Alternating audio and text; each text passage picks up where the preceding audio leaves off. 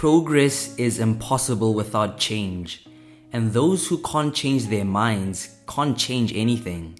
My name is Tswaledi Hlakudi. I'm a 19-year-old boy from Pretoria, South Africa, and I was lucky enough to take part in an adventure of a lifetime. Matrics in Antarctica ticks all the boxes when it comes to hands-on education, youthful adventure, environmental awareness, and social change. And no school in the world can replicate this life-changing experience in an everyday classroom. It takes talented young adults who show signs of leadership in their schools to visit the driest, coldest, and windiest place on Earth, which is devoid of permanent human inhabitants. I think there's no better place to see and sense the current state and future possibilities for our planet Earth. After this whole experience, I was encouraged to share the knowledge I've gained in Antarctica and continue to foster my local project and promote a culture of environmental awareness in my community upon my return. Join me on my world-class environmental educational trip to Antarctica. Let's talk about the importance of South Africa's research in the Antarctic region. Well, as a founding member of the Antarctic Treaty System, ATS, South Africa has a long record of accomplishment of and continued commitment to oceanic, terrestrial, and atmospheric research in Antarctica and the Southern Ocean. As South Africa is the only country on the African continent with a foothold in Antarctica and the Southern Ocean, South Africa has an obligation to other African nations for broader African scientific research interests. Here are some cool facts about Antarctica. Well, Antarctica is double the size of Australia. Summer temperatures range between -15 and -30 degrees. There are more than 40 research bases and more than 160 research stations. Ice and snow cover 98% of Antarctica, and Antarctica's ice cap contains 70% of the world's fresh water. The only land animal that naturally occurs in Antarctica is a little midge, and it's just too cold for anything else. And various marine animals including penguins, seals, whales, krill, and squid live there. And then there are two flowering plants, the spearwort and the hairgrass. There are also lichens, fungi, and various algae. And Mount Erebus is an active volcano. There are also more than 40 different bird species, including petrels, albatrosses, and skuas. We actually saw one on our trip. My expectations coming into Antarctica were to learn more about the environment and what I can do to save it. Learn more about the 9 students I will be going to Antarctica with, especially the new 5. See a penguin, swim in the water there, hike in Antarctica, take lots and lots of photos, reflect on my experience there constantly, and just see new places and experience new things. Saving the environment isn't an issue that's exclusive to a particular country. Climate change and global warming leads to extreme weather events like droughts, rising sea levels, rainstorms, and heat waves. The temperature rises also put ecosystems at risk.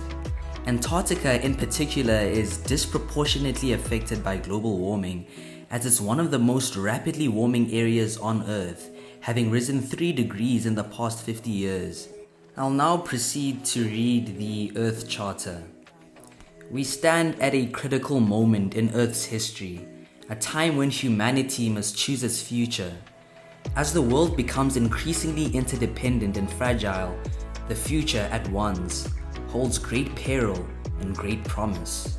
To move forward, we must recognize that in the midst of a magnificent diversity of cultures and life forms, we are one human family and one Earth community with a common destiny. We must join together to bring forth a sustainable global society founded on respect for nature, universal human rights, economic justice, and a culture of peace. Towards this end, it's imperative that we, the peoples of Earth, declare our responsibility to one another, to the greater community of life, and to future generations. Antarctic ice plays a vital role in reflecting solar radiation back out of our atmosphere. The less ice we have, the less heat is reflected. Throughout the week in Antarctica, we were encouraged to journal our experiences and reflect on the day we had. I should say that a lot of these journals were not well written, and I wrote most of them being exhausted after a jam-packed day full of activities and experiences and things to reflect on at 1 a.m. in the morning. A lot happened throughout the week we were at Antarctica, and I may have missed some of the things we did in some of my journals, so I will link down below some of the videos people have captured about our time there. So, Antarctica Day 1.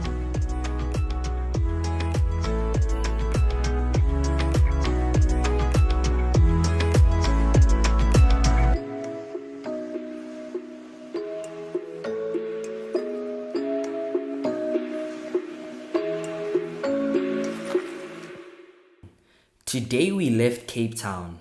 After approximately 2 days of cabin fever and restlessness, our eagerness to visit Antarctica couldn't be contained.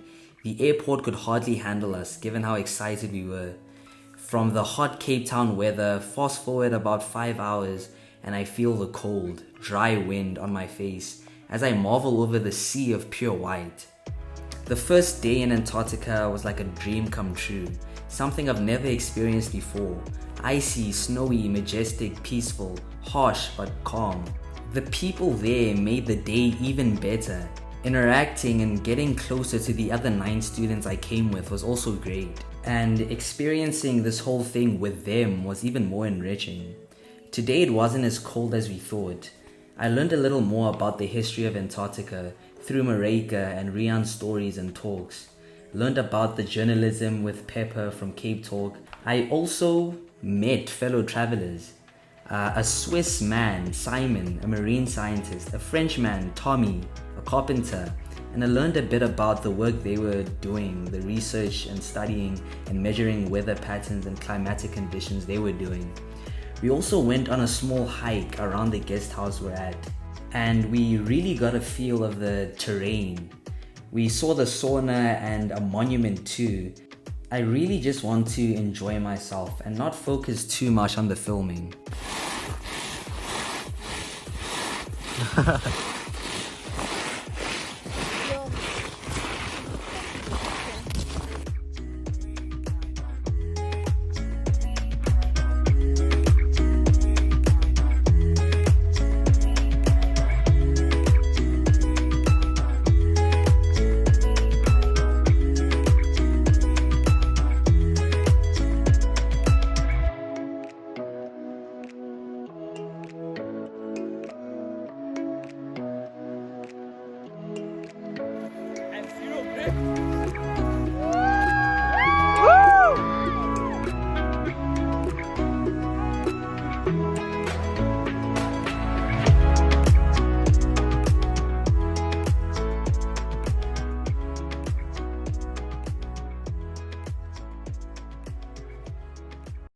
So guys, awesome thing here. We're in Antarctica doing an Matrics in Antarctica voyage or whatever you call it thing, and we've met someone. Would you like to care to explain what you're doing?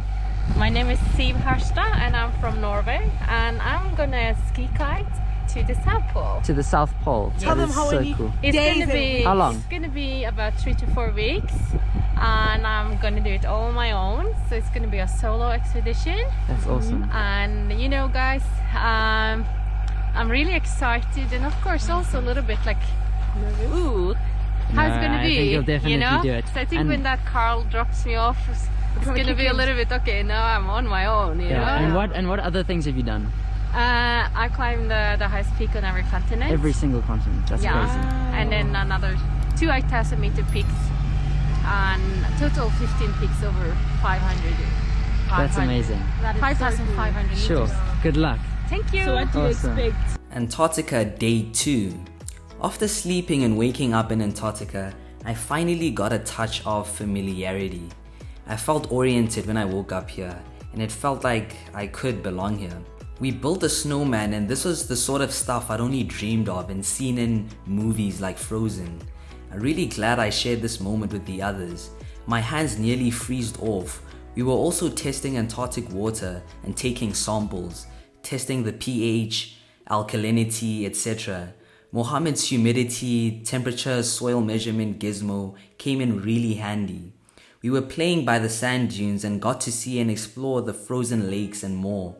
We also had a Secret Santa gift exchange, which was really fun and exciting. It felt like we were a real family. Overall, the day was great and I'm looking forward to another day.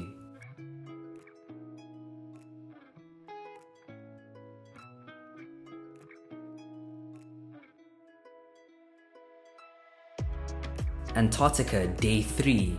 After celebrating Marika's birthday at 12 AM, we slept and woke up for breakfast around 7 AM. We went on a ride on the big 4x4 or 6x4 Antarctic buggies. Our driver, Bruno, was the best. We got stuck several times and at some point the truck was tipped 45 degrees or more to the side. At which point Khosatsana and Amokelani were essentially squashing me. The ride was the first part of the journey as we went on a hike to the ice tunnels. It was a pretty challenging hike with many different rocks in the pathway and very deep, soft ice you would fall into. We got to put crampons on to put spikes on our shoes and helmets and got into the tunnel. Walking, sliding, crawling through the tunnel was unlike anything I've ever done before. It felt like I was in the Ice Age movie, or like I was in some National Geographic nature or adventure documentary. I couldn't stop taking pictures. The whole experience really put into perspective how those pieces of trash we throw away can have an effect on the beauty of this remote, detached place. I definitely felt more connected to the environment and I reflected on myself and the life choices that led me to this point. After the tunnel, I fell into the water thinking the ground was solid. We got back to camp and did a sauna and then showered in the sauna. We were socializing, dancing and having fun.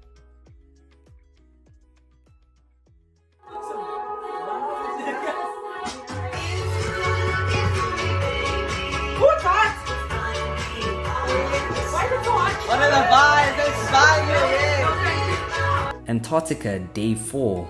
Today we started the day with more water tests and I was the scribe. We were testing hardness, chlorine, free chlorine, oxygen, etc. We were then having climate talks and relaxing together. I wrote my name on the board in the sauna and I helped Mo fix the Wi-Fi connection for the cameraman. Jade and Annika were also doing my hair and we took part in a challenge of walking or hiking in Antarctica for 12 hours with Marika. Rian sponsors 10 Rand per kilometer and I managed to do about 20 kilometers. Keaton and Kai on the other hand did 60 kilometers non-stop. They came back as zombies and as I journal they're sleeping like logs. We decided to hike that far because we wanted to adopt a penguin. 60 kilometers equates to one penguin and 30 kilometers equates to a penguin egg. And together, me, Annika and Jay did about 20 kilometers. So we would be able to get one penguin altogether.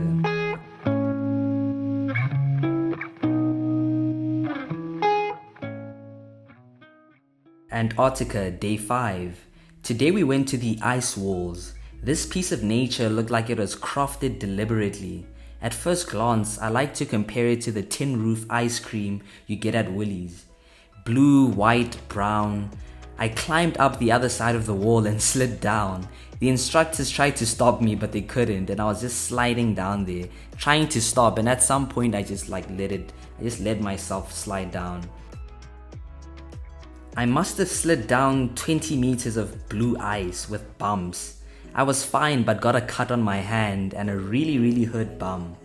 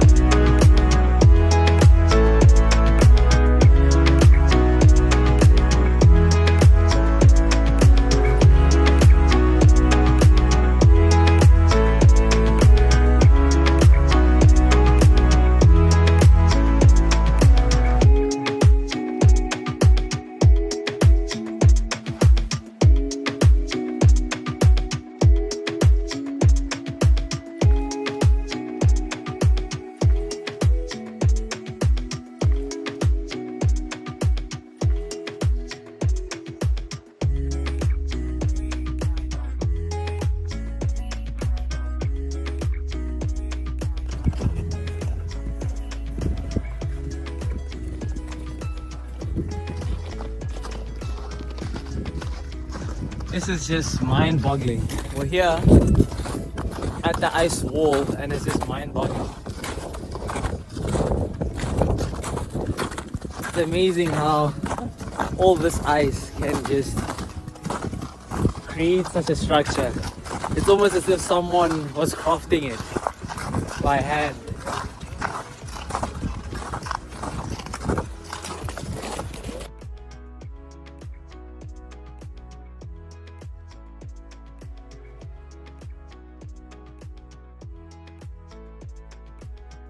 Antarctica, day 6.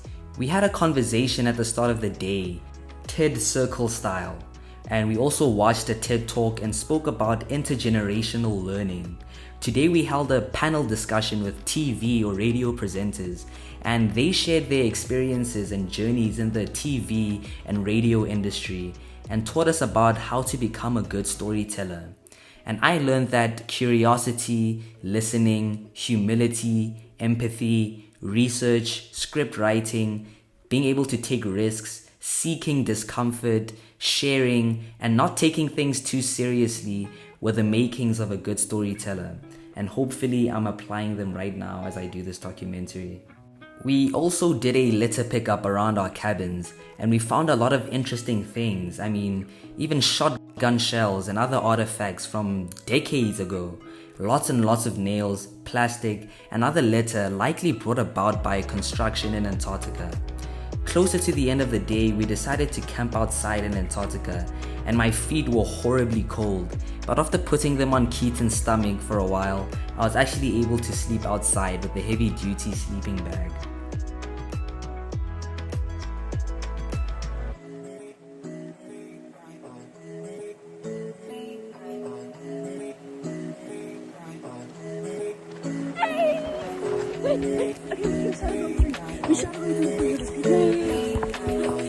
Guess what, guys? Argentina won!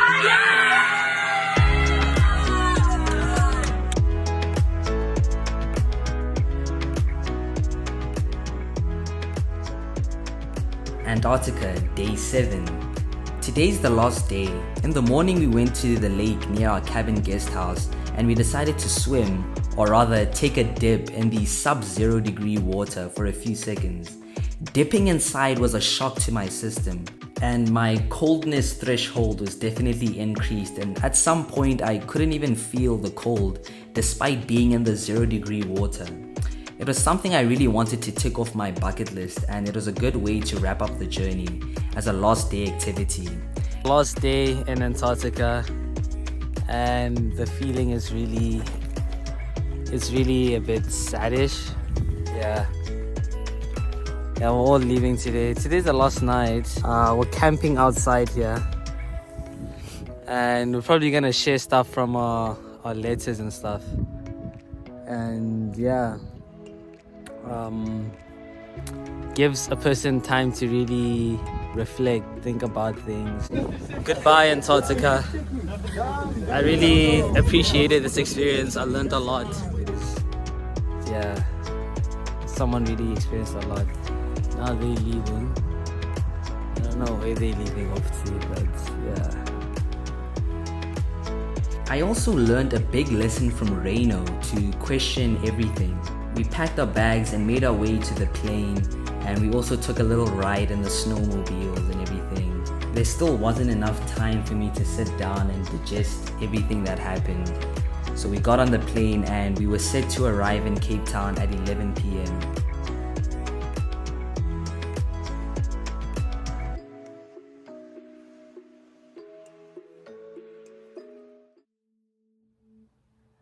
Overall, this journey, this experience was amazing and unique, and honestly, there aren't any words in the dictionary that I could use to sum up how I felt about it and what it meant to me. But hopefully this video gave you an inkling as to what it was. Lastly, I'd like to thank Rian Mansa, the Matrics In Antarctica team, and all the sponsors for making this possible. I trust we'll continue to inspire more young people to become involved in caring about the environment. Thanks for watching the video. See you next time.